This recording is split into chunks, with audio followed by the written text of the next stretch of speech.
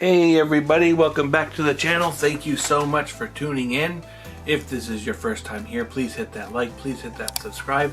And if you are returning, also appreciate very much if you hit that like and subscribe. And please share this video with other people that you might think would enjoy topics about physical media, DVDs, Blu-ray, 4K, a little bit. So, without further ado, let's get to it. Today is day 4 of the 10 movies in 10 days. And we're going to take a look at Pain and Gain. This is a Michael Bay directed movie based on a true story. This came out in 2013. It stars Mark Wahlberg, Dwayne Johnson, and Anthony Mackie in the starring roles. They are weightlifter, gym rat type of dudes that hatch a plan to basically steal someone's wealth, and they could possibly be the worst criminals ever. Repeatedly through the movie, it reminds you that it's based on a true story. I know nothing about the true story. I'd love to know if it's as wacky as this thing unfolds. And like I said, it came out in 2013, so it's just over 10 years old. So the movie's about 12 years old. This is one of those movies where as part of the assignment, I saw this movie. I saw it in the theater, and I think that's the only time I saw it.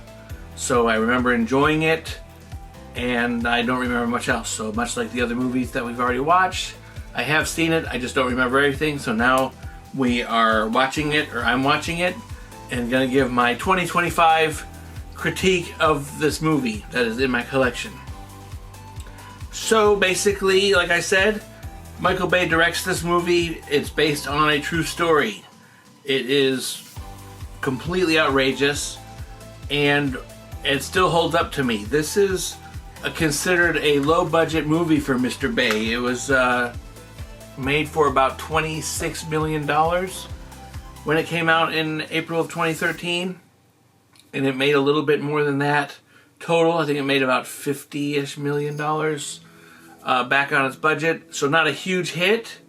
I don't think it had wide appeal, and it wasn't like his more high-profile things like Bad Boys and the Transformers movies, obviously. So it wasn't that, so I don't think people saw it. But all the Michael Bay things that you come to know and love are in this movies. The attractive women, the fancy cars, the spinning around shots of people getting out of cars. It's in Miami, it's brightly lit, it's mostly in the sun. It's violent at times, probably one of his more violent movies that he's made. And it offers stunning performances from Mark Wahlberg, Anthony Mackie. I think they messed me up. And The Rock, Dwayne Johnson. It might be one of Dwayne Johnson's best roles up till this point, because this is not him playing like a version of himself. This is an actual drug-fueled role that is quite comical, but he pulls it off tremendously. And I really enjoy this movie. It's darkly funny, it's really violent at times, and just the way it just spirals out of control. But what I really like about it is I kind of call this the trailer park version of Goodfellas.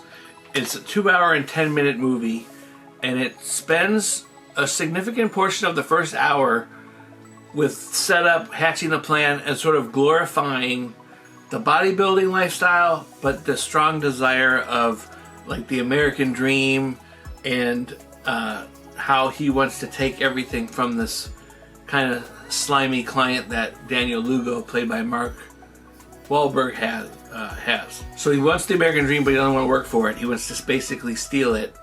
And then things just spiral wildly out of control from there.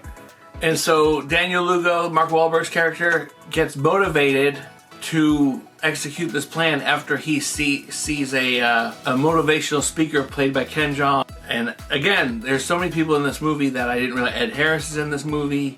He does a little bit of the narration. Tony Shalhoub plays the slimy sort of client that Daniel Lugo takes on, that he ultimately robs from. Rob Corddry is in this movie. What do we do now? Star 69. You want to have sex with me? I just didn't know. Didn't even remember all of this. And it was nice to see it again. And it's actually a movie that I think is underappreciated. At least it is to me. And I probably will revisit it more often. I've liked some of his lesser known movies. I watched The Island not too long ago, and that was really much better than I had anticipated, because I had never seen it before. Actually, when I watched that, that was the very first time I watched that. Definitely a Michael Bay movie. If you don't like Michael Bay, you're not going to like this. If you like Michael Bay, this might turn you around to be a little bit more serious take of Michael Bay, even though the story is wild, absolutely wild. But I really enjoyed it, and I definitely am happy to have this in the collection, and definitely something that's, now that I've seen it more recently, it's on my radar as to like maybe break this out a little bit more often and watch it occasionally. Rebel Wilson is also in this, in a pretty hilarious scene stealing of a role. So yeah, so just an ensemble cast. It's considered a low budget movie by Michael Bay standards. I think a lot of it was handheld, if I'm not mistaken, but all the stuff is there, and I really liked it. And it kind of felt a little long for the setup, but once it gets going, it's wild. It spirals way out of control. So if you like the bright palette of the pastel sort of Miami that Michael Bay likes to shoot, this is definitely right up there. It's got everything, flashy cars, like I said, the good-looking women in bathing suits. It's all there. So definitely moved up the list on the rewatch value. Glad to add this to the collection. And so if you've made it this far, I very much appreciate you hitting that like, hitting that subscribe, sharing this video with other people that might like physical media videos. And as always, I hope to see you in the next one, and I hope you have a wonderful day. Take care. Bye-bye. What the hell are you doing on the ground? That hurts. Well, it's supposed to hurt. It's called pain and gain, Rusty. Don't be a little bitch. Don't eyeball me, boy. I see your mother driving up and down the street looking at me. I'll be your stepfather by the weekend.